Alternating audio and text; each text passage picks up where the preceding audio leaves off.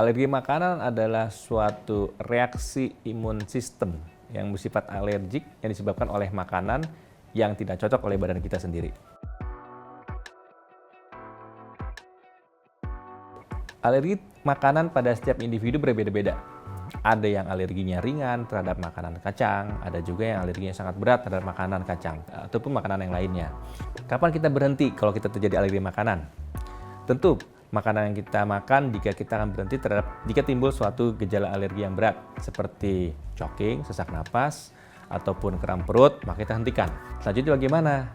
Pada saat kondisi kita sehat, coba kita makan lagi makanan tersebut dengan jumlah yang ringan, jumlah yang kecil. Lambat laun naikkan dosisnya sampai kita bisa toleran terhadap makanan tersebut. Jika kita sudah naikin mencoba tersebut tapi tetap alergi, kita hindarin makanan tersebut. Penyebab alergi makanan banyak faktor sebenarnya. Tetapi lagi-lagi kita kembali ke faktor genetik atau keturunan kita. Jika orang tua kita atau kerabat kita mengalami alergi tertentu, waspada, kita juga bisa mengalami alergi tersebut. Bagaimana cara mengetahuinya? Tidak cara lain, kita mencoba makanan tersebut. Misalkan contoh, saya akan mencoba makanan telur, ternyata saya alergi. Orang tua saya ternyata alergi juga dengan telur. Saya mencoba makanan seafood, ternyata saya alergi. Ternyata orang tua saya ada makanan alergi dengan makanan alergi seafood. Jadi cara mengetahuinya adalah dengan mencicipi makanan tersebut. Ya, alergi makanan itu memang ditutuskan oleh suatu protein yang ada di makanan. Tapi protein ini di badan kita bisa dianggap sebagai protein yang asing. Tidak semua makanan yang mengandung protein bisa bikin kita alergi, tetapi makanan-makanan tertentu saja. Andaikan saya suka dengan makanan seafood, tentu makanan itu mengandung protein yang baik buat badan kita.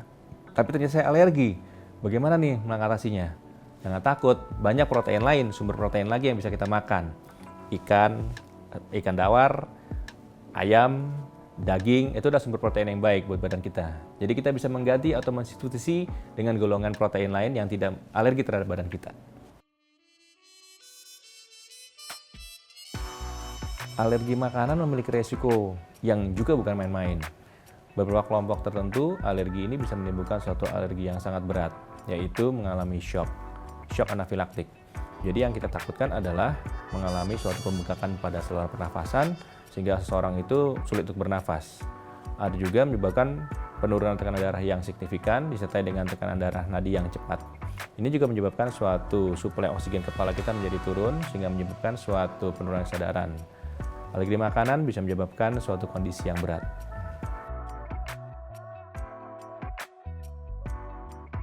Bagaimana kalau kita mengalami alergi makanan? Apa yang harus kita lakukan? Bagaimana pengobatannya? Tentu kita kembali ke proses pencegahan. Mari kita hindari makanan-makanan yang kita anggap sebagai alergen buat badan kita sendiri. Tapi bagaimana kalau kita makan? Silakan, coba.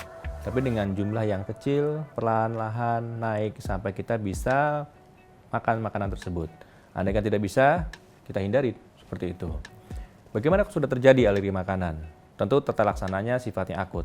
Kita bisa memberikan suatu golongan-golongan obat antihistamin, golongan steroid, dan juga golongan antagonis H2 untuk mengurangi gejala dari alergi makanan. Sekian pembahasan mengenai alergi makanan. Saya Dr. Oki Ramadian, spesialis penyakit dalam. Sampai ketemu lagi di episode berikutnya.